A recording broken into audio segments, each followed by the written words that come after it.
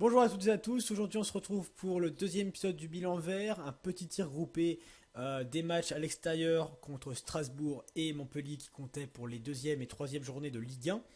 Bonjour Martin. Bonjour Lucas, comment est-ce que ça va? Eh ben écoute, moi ça va très très bien. Et je pense que la famille verte va également bien, pas très bien, Plutôt puisqu'on pas mal, on va dire. voilà, qu'on espère que vous allez tous très bien.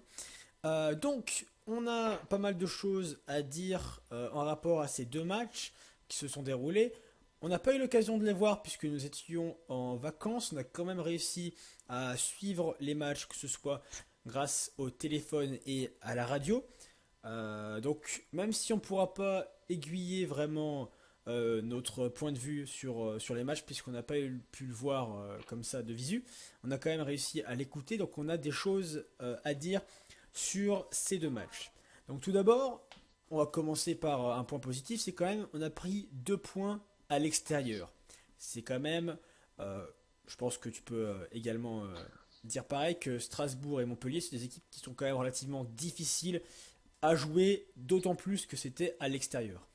Exact, c'est étant donné surtout les conditions de match, alors que ce soit Strasbourg où vraiment le point pris est gratifiant, sachant qu'on a joué allez, près d'une heure À 10 à contre 10 11. contre 11, donc déjà ça c'est et surtout à point pris dans les vraiment dans les dernières minutes, voire dernières secondes Voilà, de la au partie, forcing, donc c'était vraiment ça c'était un coaching gagnant et puis un résultat d'une preuve de mental, on va dire, voilà, de l'équipe. d'aller chercher au Et bon, forceps. Montpellier, là, le contexte était différent puisque c'était deux équipes. Enfin, Montpellier voulait pas montrer de jeu, donc ça a fait de même. Voilà, Mais voilà, ça c'est pas un résultat correct, qu'on aurait vraiment pu gratifiant, surtout à côté du match de Strasbourg, quoi. voilà, c'est clair. Donc, en tout cas, ce qu'on peut dire, c'est quand même Montpellier et Strasbourg, c'est des équipes qui sont dures à jouer, notamment Strasbourg qui l'an passé avait réussi chez lui à battre le PSG et l'OL, donc c'est quand même pas rien de prendre des points là-bas. Et pareil pour Montpellier qui avait, je me rappelle, réussi à tenir un solide 0-0 ou un partout contre le PSG l'an passé aussi. Donc c'est vrai que aller jouer là-bas, c'est difficile. Après, quand même, on peut noter plusieurs faiblesses dans le jeu. Notamment, on a eu un Cabella qui s'est avéré relativement moyen. On pensait, à juste Voire titre, inexistant. voilà. Après, le match contre Strasbourg, on n'a pas trop les informations, mais contre Montpellier, ça avait vraiment l'air d'être très très très moyen. On pensait que l'association Kazri-Cabella, ça ferait des étincelles.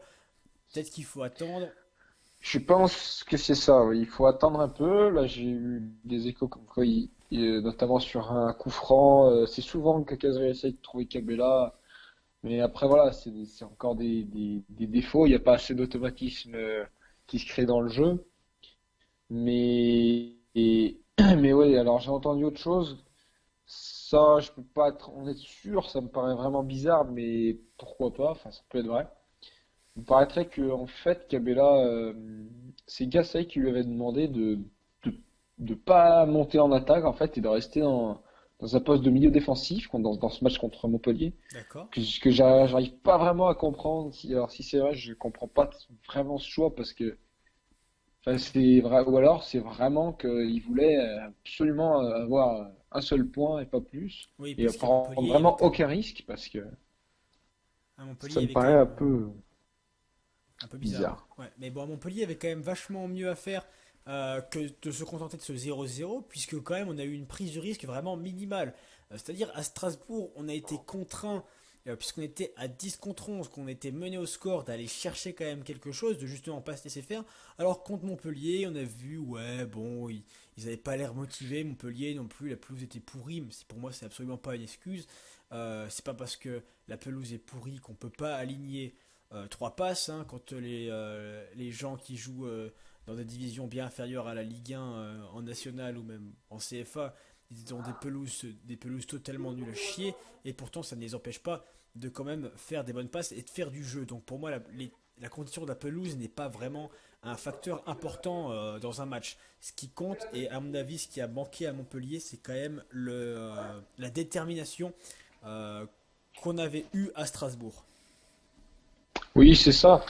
C'est un manque de détermination et puis un espèce de je m'en foutisme du genre ouais bon bah l'équipe en face ils veulent pas attaquer, bah, je vais pas prendre des risques parce que bon après on peut se dire qu'après l'exclusion de Subotic et la blessure de la Mouma, ils voulaient pas avoir de joueurs blessés on va dire supplémentaires, mais alors dans ce cas-là j'ai envie de dire faut pas qu'il soit entraîneur de foot Gasset ou ceux qui ont fait ces choix tactiques parce que bon Oui, c'est effectivement. pas c'est pas en Effectivement. jouant à ce rythme-là qu'ils allaient vraiment faire quelque chose. Mais après, si le but c'était vraiment de prendre qu'un point, voilà, en y allant, ben, c'est réussi, c'était moche, mais c'est réussi. Voilà, effectivement, ça on pourra pas lui enlever, mais effectivement le point pris à Strasbourg est vachement plus gratifiant que le point pris à Montpellier, parce qu'à Montpellier, vraiment, personnellement, j'étais persuadé qu'on pouvait aller gagner là-bas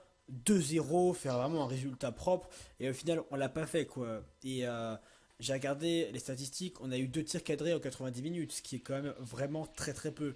Ça fait quand même un tir cadré tous les 3 quarts d'heure. Vraiment, et quand on voit en deuxième mi-temps que Kazri, la frappe qui tente, elle est à plus de 40 mètres, franchement, là, on se dit que, bon, soit en face, l'équipe, elle défend très très bien, soit vraiment, les joueurs avaient juste la flemme de jouer, quoi. Et ça, une fois, ok, mais deux, après, c'est quand même pas acceptable, d'autant plus que les supporters, ils ont quand même encore répondu présent à Montpellier. Oui, c'est ça, les supporters qui viennent encore une fois faire de nombreux kilomètres, on va dire, pour voir ce genre de spectacle. C'est vrai que, bon, personnellement, j'aurais préféré être allé à Strasbourg que ceux qui sont allés à Montpellier, parce que alors là, c'est vraiment pas. C'est pas comme un. Voilà, le résultat est pas le même entre un partout et un 0-0. Clairement, le 0-0, c'est rarement des matchs de grande classe, on va dire. Voilà, c'est vraiment le résultat nul par excellence, quoi. 0-0, c'est vraiment le résultat type Ligue 1 qu'on a vraiment pas envie de voir. Il me semble bien, ça s'est vérifié, mais que c'est le premier 0-0 de Ligue 1 de cette année. Et c'est qui le Ouais, fait? c'est possible, Eh ben puisque c'est nous! Yes! fait exactement sur la troisième journée, on est les seuls à pas avoir mis de but. Voilà, Enfin, avec comme Montpellier, match.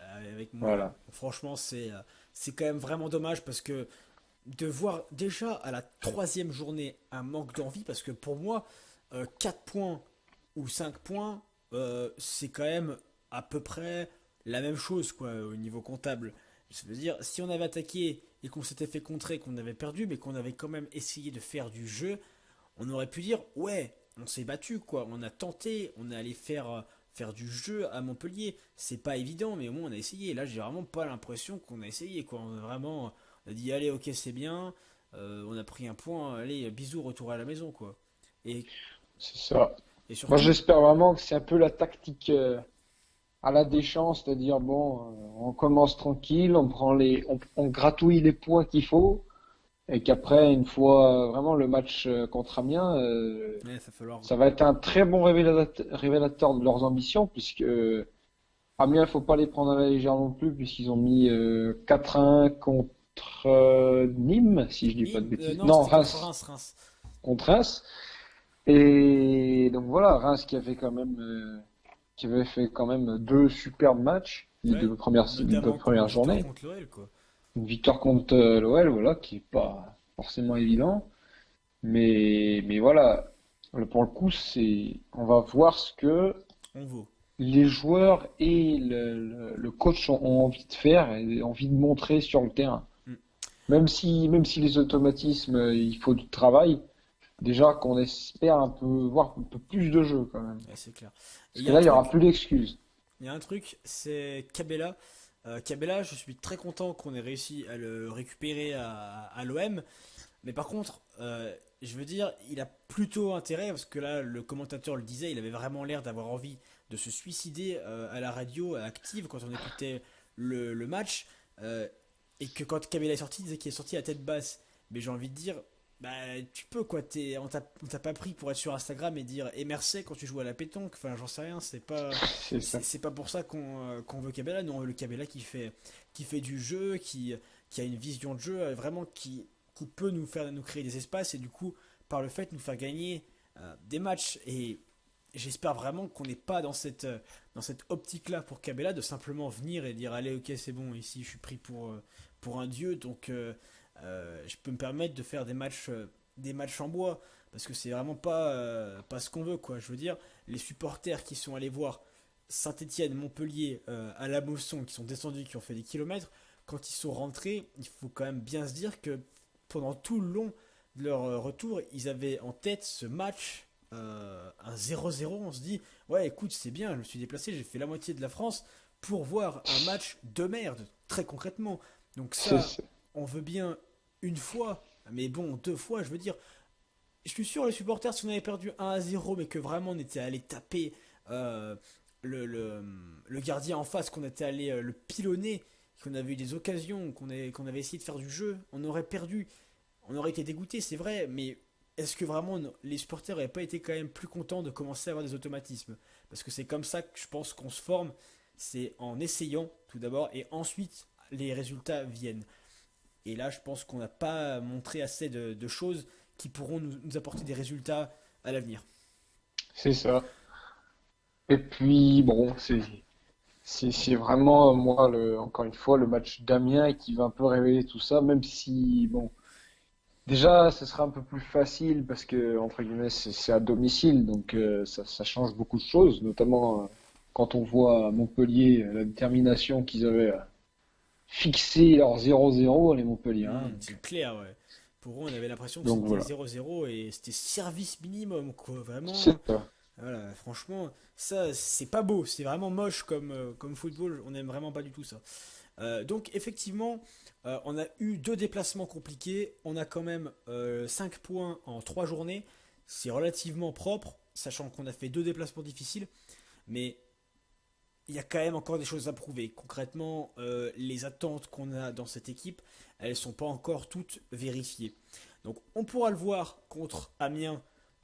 Très clairement, ce qu'on attend tous contre Amiens, c'est une victoire propre. Un 2-0, un 3-0 vraiment qui C'est ça. prouve, qui prouve que vraiment on a pris une équipe qui fait du jeu, qui est capable de nous montrer les qualités qu'au mercato on nous a promis.